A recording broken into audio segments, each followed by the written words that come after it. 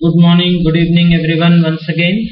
Last period में मैंने आप लोगों को कोरिलेशन का टाइप, कोरिलेशन का मीनिंग, मल्टीवेरिएट और बाइवेरिएट डिस्ट्रीब्यूशन क्या होता है, सिंपल और वेरिएबल या मल्टीपल कोरिलेशन क्या होता है, ये हमने पढ़ा था स्टूडेंट्स। और कार्ल पियर्सन कोरिलेशन कोएफिशिएंट पे लास्ट वीडियो में हम रुक गए थे। कार्ल पियर्सन ये एक स्टैटिस्टिशियन है, जैसा कि मैंने लास्ट वीडियो में एक्सप्लेन किया। आइए इसके कोरिलेशन की मीनिंग पढ़ते हैं। कार्ल पियर्सन कहता है student, Carl Pearson was suggested a mathematical method for measuring linear relation between two variables. Suppose x and y are two variables which takes value x1, y1, x2, y2 up to xn, yn. The correlation coefficient R is given as the ratio of covariance of the variable x and y to product the standard deviation of x and y, symbolically covariance xy. इस पूरे paragraph का मतलब ये हुआ कि Karl Pearson ये statistician mathematical method suggest करता है किसी भी दो वेरिएबल्स में सीधा संबंध ढूंढने के लिए। और ये सपोज से जो चालू हो रहा है स्टूडेंट, वो एक एग्जाम्पल है। फॉर्मूला अगर हमें कोरिलेशन का पता है तो उसी फॉर्मूला का एक्सप्लेनेशन यहाँ पे दिया गया है कि x और y अगर दो वेरिएबल्स है और उनकी वैल्यूज x1 y1 मतलब x की पहली वैल्यू, y की पहली वैल्यू, x2 y2 मतलब x की दूसरी वैल्यू, y की दूसरी वैल्यू। एग्जाम्पल दिया है स्टूडेंट सेल और प्रोडक्शन। अगर मैं ऐसे दो वेरिएबल्स ले लूं तो सेल की पहली वैल्यू और प्रोडक्शन की पहली वैल्यू। इस पैटर्न में हम लोग अगर वेरिएबल्स ले तो R का जो आंसर आएगा वो कोवेरिएंस के स्क्वायर जितना होगा, ऐसा इसका मीनिंग निकलता है। ये फॉर्मूला है, हम लोग आगे देखेंगे। नेक्स्ट इसमें R is equal to under root variance of x into, ये जो आप लोग पॉइंट देख रहे हैं जरा ध्यान देना, ये जो आप पॉइंट देख रहे हैं इसका मतलब होता है मल्टीप्लाई। अंडर रूट का मतलब क्या, ये अंडर रूट कैसे बनाते हैं हम लोग, मैथमेटिक्स में हम लोगों ने बनाया होगा, मे बी आप लोगों ने देखा होगा, कुछ इस तरह से अंडर रूट बनाते हैं हम लोग। इस अंडर रूट में वेरिएंस ऑफ x और इनटू वेरिएंस ऑफ y, या फिर और SD of x into SD of y, इस पैटर्न में R का फॉर्मूला बनता है स्टूडेंट। आगे value of R is invariably lie between -1 and +1, मतलब R की NH कोरिलेशन की जो वैल्यू आप लोग कैलकुलेट करते हो स्टूडेंट, ये वैल्यू +1 और -1 के बीच में हमेशा अलग अलग रहेगी। Positive value of indicate that two variables are directly related. ये बात हमने शायद लास्ट पीरियड में भी पढ़ी कि अगर R का आंसर आपका प्लस में आता है, पॉजिटिव आता है, तो उन दो वेरिएबल्स में सीधा संबंध है, डायरेक्ट रिलेशन है। That is a positive value of coefficient of correlation indicate that an increase on one variable is associated with an increase in the other variable and vice versa. इसका मतलब अगर हमारे correlation का जवाब +1 आता है या पॉजिटिव आता है तो दोनों वेरिएबल सीधे संबंधित है, ऐसा माना जाएगा। इसी सीधे संबंधित का मतलब एक चीज में अगर इंक्रीज हो रहा है, एक वेरिएबल अगर बढ़ रहा है, सेल बढ़ रहा है, तो उसका मतलब क्या माना जाएगा, प्रोडक्शन भी बढ़ रहा है। और वाइस वर्सा का मतलब होगा अदरवाइज उल्टा। Negative correlation indicate that two variables are inversely related. अगर नेगेटिव रिलेशन आ रहा है, NHR का आंसर नेगेटिव आया है, तो इसका मतलब होगा स्टूडेंट कि उन दोनों वेरिएबल्स में अपोजिट रिलेशन है, एक बढ़ता है तो दूसरा कम होता है। नेक्स्ट यह है assumption इन कोरिलेशन एनालिसिस। इस कार्ल पियर्सन के कोरिलेशन में कुछ assumption लिए गए हैं। पहला, variables under study are continuous random variable and they are normally distributed. मतलब जो वेरिएबल्स आप कोरिलेशन में लेंगे वो रैंडम वेरिएबल्स रहेंगे, मतलब हमेशा बदलते रहेंगे अपने आप। The relationship between variables in linear, सीधा संबंध होगा दोनों भी। लीनियर का मतलब सिंपल या सीधा संबंध स्टूडेंट, तो दो वेरिएबल्स में सीधा संबंध हम लोग पता लगाएंगे। Each pair of observation is unconnected with other pair independent. मतलब हर ऑब्जर्वेशन, हर एक वेरिएबल दोनों एक दूसरे से अनकनेक्टेड रहेंगे। इन शॉर्टेज इंडिपेंडेंटली हमने उनका डाटा कलेक्ट किया रहना चाहिए। प्रॉपर्टीज क्या है? प्रॉपर्टीज का मतलब आज फीचर्स बोल सकते हैं आप कोरिलेशन के। पहला, correlation coefficient values ranges between -1 and +1। सबसे पहली खास बात या प्रॉपर्टी है कि कोरिलेशन का जवाब आपका हमेशा +1 और -1 के बीच में आएगा। दूसरा, correlation coefficient is not affected by change of origin और स्केल और बोथ। मतलब किसी पर्टिकुलर एक चेंज की वजह से कोरिलेशन ऑफ कोएफिशिएंट प्रभावित नहीं होता। ये दूसरी खास बात। तीसरा, if r is less than 0, माफ करना, if r is greater than 0, it denoted positive relation. If r is less than 0, it denote negative correlation between the variable. मतलब 0 से ऊपर आया तो पॉजिटिव रिलेशन और 0 से कम आया तो नेगेटिव रिलेशन माना जाएगा।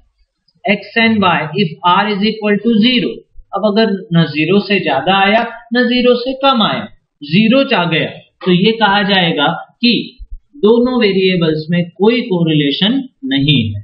If x and y are independent, the r is equal to 0, मतलब दोनों वेरिएबल्स अगर इंडिपेंडेंट है, मतलब दोनों वेरिएबल्स का आपस में कोई संबंध नहीं है, दोनों वेरिएबल्स कोई और ही रीजन से बदलते हैं, दोनों का आपस में कोई कनेक्शन नहीं है, तो आपका r का आंसर 0 आएगा। If r is equal to 1, the correlation is perfect positive, and r is equal to -1, then correlation is perfectly negative. मतलब अगर एग्जैक्ट आंसर +1 आया आपका तो उसे परफेक्ट पॉजिटिव रिलेशन बोला जाए। मतलब तंतोतंत दोनों भी वेरिएबल्स में रिलेशन है, एक चीज बदलेगी तो उतनी ही दूसरी चीज भी बदलेगी। पॉजिटिव का मतलब बढ़ना या कम होना। एनएच सेल अगर 5,000 रुपए से बढ़ा है तो प्रोडक्शन भी 5,000 रुपए से बढ़ा है। ऐसा कब कहा जाएगा? जब r is equal to +1 रहेगा तब।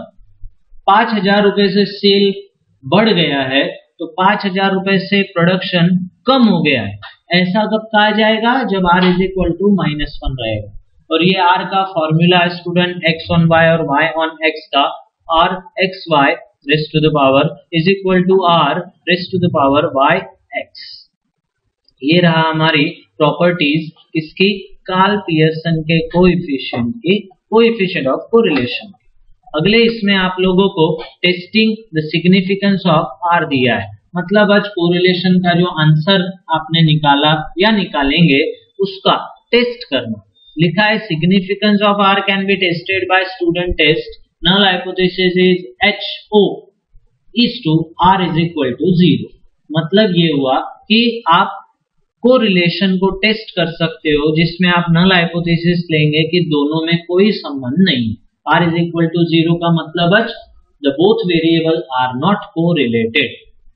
आगे लिखा है coefficient of determination.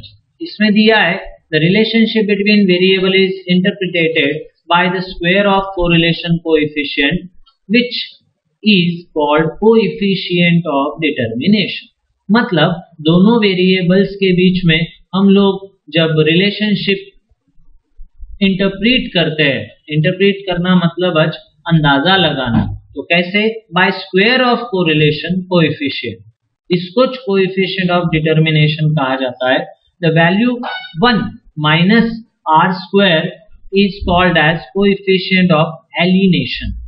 If r square is 0.72, it implies that in the basis of sample 72% of the variation in one variable is caused by the variation of other variable is caused by other variable। ये double आ गया है।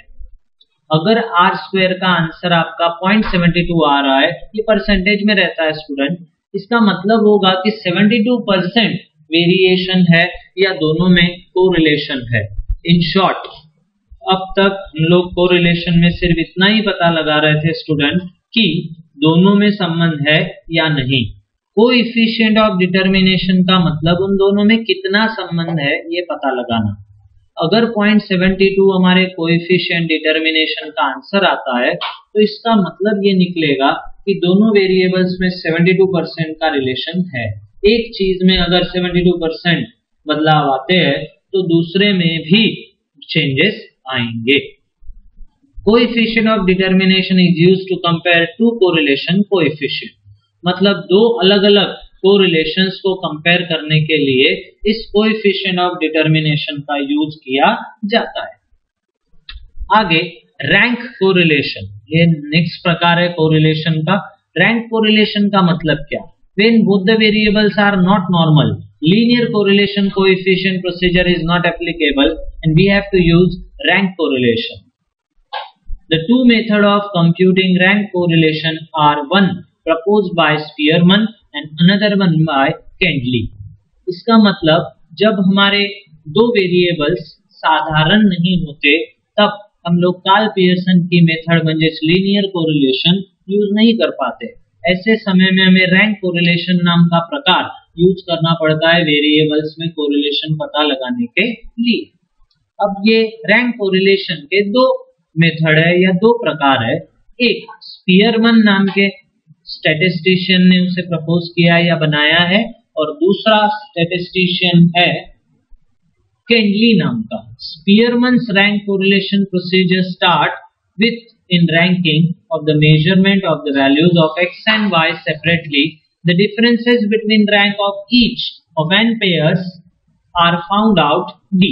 इसका मतलब Spearman का rank correlation के मुताबिक जो भी x और y दो वेरिएबल्स है उन दोनों वेरिएबल्स की वैल्यूज को रैंक दिए जाते हैं स्टूडेंट। सपोज करिए कि दो क्लासेस है फाइनल ईयर और सेकंड ईयर, इन दोनों ईयर्स के 10-10 बच्चों के रिजल्ट्स हमारे सामने है, मार्क्स हमारे सामने है किसी एक सब्जेक्ट के। सपोज करिए स्टैटिस्टिक्स है तो फाइनल ईयर के 10 मार्क और सेकंड ईयर के 10 मार्क। फाइनल ईयर के 10 मार्क्स को रैंकिंग की जाएगी, सबसे बड़े ज्यादा जिसके मार्क है उसको फर्स्ट रैंक, जिसको उससे कम है सेकंड, थर्ड, फोर्थ, फिफ्थ, ऐसे 10 रैंक हम लोग फाइनल ईयर के बच्चों को देंगे और उसी तरह सेकंड ईयर के भी 10 बच्चों के मार्क्स को हम लोग रैंकिंग करेंगे। इन दोनों रैंकिंग के डिफरेंस को निकालेंगे, जैसे पहले स्टूडेंट को और फाइनल ईयर के पहले स्टूडेंट को 6th रैंक है और सेकंड ईयर के फर्स्ट स्टूडेंट को 8th रैंक है, तो पहले स्टूडेंट्स के दोनों रैंकिंग का डिफरेंस कितना आया 2। इसको हम लोग डेविएशन या डी इस वर्ड से डिनोट करेंगे, ये डी जो लिखा है। इसके आगे that was the rank correlation student। here types of correlation का क्वेश्चन कंप्लीट हुआ। Thank you for watching.